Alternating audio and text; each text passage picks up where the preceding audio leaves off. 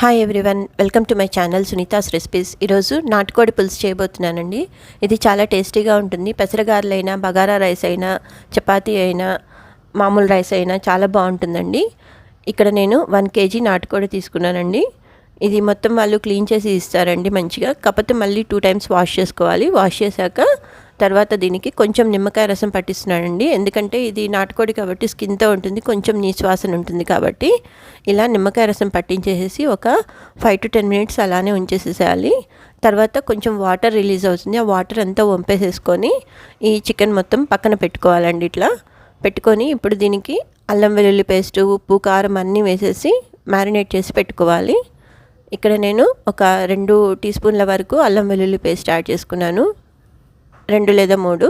అలాగే కొంచెం పసుపు వేసుకున్నాను, 1 teaspoon అంతా. కారం తగినంత వేసుకుంటున్నాను. ఇది కేజీ ఉంది కాబట్టి నేను ఇక్కడ 3 teaspoons కారం యాడ్ చేస్తున్నాను. మీరు మీ ఇంట్లో తినే మోతాదులో యాడ్ చేసుకోండి. తగినంత ఉప్పు వేసుకోవాలి, కారంకి సరిపడా ఉప్పు. ఇలా ఇవన్నీ వేసేసి ఈ ముక్కలకి బాగా పట్టేదాకా పట్టించాలి. ఇలా కలుపుకొని అన్ని ముక్కలకి ఈ అల్లం వెల్లుల్లి పేస్ట్, ఉప్పు, కారం అన్నీ పట్టాలండి. ఇలా మంచిగా కలిపేసేసి పక్కన 1/2 hour వరకు లేకపోతే 40 minutes వరకు అలా పెట్టేసుకుంటే టేస్ట్ చాలా బాగుంటుందండి నాటుకోడి. ఇలా మూత పెట్టేసి పక్కన పెట్టుకోవాలి. ఈలోపు ఇక్కడ ఉల్లిపాయలు కట్ చేసుకుందామండి. ఒక 1/2 hour to 40 minutes అయితే కంపల్సరీ పక్కన పెట్టుకోండి. అట్లా మ్యారినేట్ చేసేసి ఇక్కడ 2 ఉల్లిపాయలు తీసుకున్నానండి. ఒకటి పెద్దది, ఒకటి చిన్నది తీసుకున్నాను. మీరు 2 మీడియం సైజ్ తీసుకున్నా సరే ఓకే. 2 పచ్చిమిర్చి కూడా తీసుకున్నాను. ఇలా సన్నగా తరుక్కోవాలండి పచ్చిమిర్చి, ఉల్లిపాయ. పచ్చిమిర్చి ఏమో మధ్యలో ఘాటు పెట్టేసి ముక్కలుగా కట్ చేసుకోండి. మరి మొత్తం చీరేసి వేస్తే ఘాటు అవుతుందండి చాలా కూర, అందుకని. కాకపోతే ఇలా వేయడం వల్ల టేస్ట్ ఉంటుందండి, పచ్చిమిర్చి వేయడం వల్ల. ఇలా పక్కన పెట్టేసుకొని ఇప్పుడు ఒక పెద్ద వెడల్పాటి ప్యాన్ పెట్టుకోవాలండి, కడాయి కానీ ప్యాన్ కానీ. ఎందుకంటే ఇది ఉడకాలంటే చాలా టైం పడుతుందండి, అందుకని కొంచెం స్పేషియస్గా ఉండేది అయితే బాగుంటుంది, కడాయి కానీ ఇది కానీ. ఇక్కడ నేను 2 నుంచి 3 tablespoons ఆయిల్ తీసుకొని ఇలా డ్రై మసాలా యాడ్ చేసుకున్నాను. ఇది ఇలా వేయడం వల్ల కర్రీకి మంచి ఫ్లేవర్ వస్తుందండి. ఒక 2 నుంచి 3 ఇలాచీలు, ఒక 1 inch అలా దాల్చిన చెక్క, షాజీరా, లవంగాలు వేసుకొని ఇలా సన్నగా తరిగిన ఉల్లిపాయ మొత్తం ఇందులో వేసేసుకోవాలండి. ఇది మీడియం ఫ్లేమ్లో పెట్టేసి కొంచెం బ్రౌన్ కలర్ వచ్చే వరకు ఫ్రై చేసుకోవాలి. మరి డార్క్ బ్రౌన్ అక్కర్లేదు, కొంచెం గోల్డెన్ బ్రౌన్ కలర్ వస్తే సరిపోతుంది. ఇలా మధ్య మధ్యలో కలుపుతూ ఈ ఫ్రై చేసుకోవాలి ఆనియన్. ఇలా అయింది కదండి. ఇప్పుడు కొంచెం ఫ్లేవర్ కోసం అని చెప్పేసి ఈ ఉల్లిపాయలకి పట్టాలని కొంచెం వెల్లుల్లి పేస్టు, కొంచెం పసుపు యాడ్ చేశాను. అలాగే తరిగిన పచ్చిమిర్చి వేసుకుంటున్నాను. ఇవన్నీ వేసేసి ఇలా కలుపుకోవాలండి. ఇలా బాగా కలుపుకున్నాక ఇప్పుడు ముందుగా చికెన్ ముక్కలు మొత్తం అన్నీ ఉప్పు, కారం అన్నీ పట్టించి పెట్టుకున్నాం కదండి, ఇవన్నీ వేసేసుకోవాలండి. ఇలా ఈ ఉల్లిపాయల మిశ్రమం మొత్తం ఈ ముక్కలతో కలిసేదాకా కలుపుకోవాలి. ఒక ఇట్లా మొత్తం మంచిగా పైకి కిందకి మొత్తం కలిపేసేసి ఇలా కడాయి వెడల్పుగా ఉంటేనే బాగుంటుందండి, ఇట్లా కలపడానికి వీలుగా ఉంటుంది. ఇలా మొత్తం కలిపేసేసి మూత పెట్టేసుకొని ఒక 5 minutes వరకు అలానే మగ్గించుకోవాలండి. ఇక్కడ కొంచెం మూత ఫ్లాట్ది పెట్టేస్తే మరీ ప్లేస్ సరిపోదు కాబట్టి అని ఇలా బేషన్ అలానే బొర్లిచ్చేసానండి. కొంచెం ఎక్కువ ఆవిరి వస్తుంది కాబట్టి దానికి ముక్క ఉడకడానికి కూడా మంచిగా ఉంటుందని.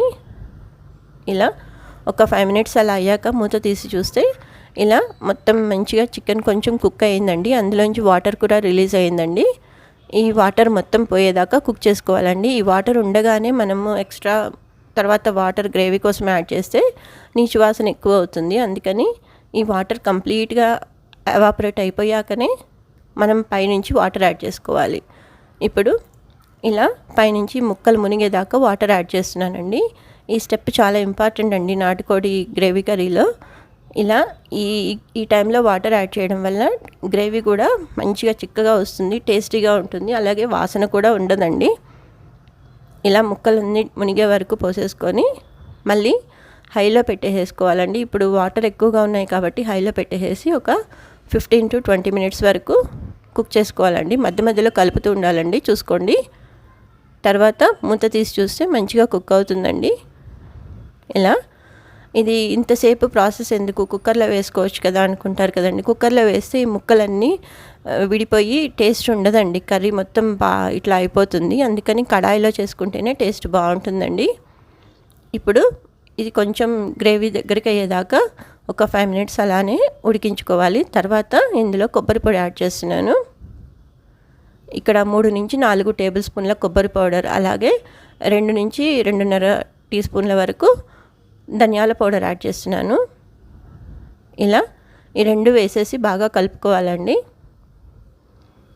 కొంచెం మీడియం ఫ్లేమ్లో పెట్టేసి కుక్ చేసుకోవాలి. ఇప్పుడు ఈ కొబ్బరి పొడి, ధనియాల పొడి యాడ్ చేసినప్పుడు ఒక 5 మినిట్స్ అలానే మీడియం ఫ్లేమ్లో కుక్ చేసుకుంటే కొంచెం ఇంకా గ్రేవీ చిక్కపడిపోతుందండి. ఇప్పుడు చూస్తున్నారు కదా, ముక్క కూడా మంచిగా ఉడికిపోయిందండి. నేను ఇందాకనే చూశానండి. ఇప్పుడు గ్రేవీ కూడా ఇలా వచ్చింది కన్సిస్టెన్సీలోకి. ఇప్పుడు ఇలా ఉన్నప్పుడే స్టవ్ ఆఫ్ చేసేసుకోవాలండి. ఎందుకంటే ఇంకా కొంచెం దగ్గరికి అయ్యేదాకా ఉంచితే మళ్ళీ గ్రేవీ మిగలదండి, మొత్తం చల్లారినాక చిక్కబడిపోతుంది. అందుకని ఇప్పుడే కొత్తిమీర యాడ్ చేసేసుకోవాలి. యాడ్ చేసేసి స్టవ్ ఆఫ్ చేసేసి ఒక 10 to 15 మినిట్స్ అయినాక సర్వ్ చేసుకోవాలండి. ఇలా చేశారంటే మీకు అస్సలు నీసు వాసన లేకుండా నాటుకోడి పులుసు చాలా టేస్టీగా ఉంటుందండి. ఇది బగారా రైస్ కానీ, చపాతీ అయినా, పెసరగారెలైనా, నార్మల్ గారెలైనా చాలా బాగుంటుందండి. ఇది నా ఛానల్లో నాటుకోడి ఫ్రై కూడా ఉందండి. ఫస్ట్లో పెట్టానండి ఛానల్ స్టార్ట్ చేసిన టైంలో, అది కూడా చూడండి. ఈ వీడియో నచ్చితే లైక్ చేయండి, షేర్ చేయండి, సబ్స్క్రైబ్ చేయండి. మరిన్ని వీడియోస్ కోసం నా ఛానల్ తప్పకుండా చూడండి. Thank you for watching.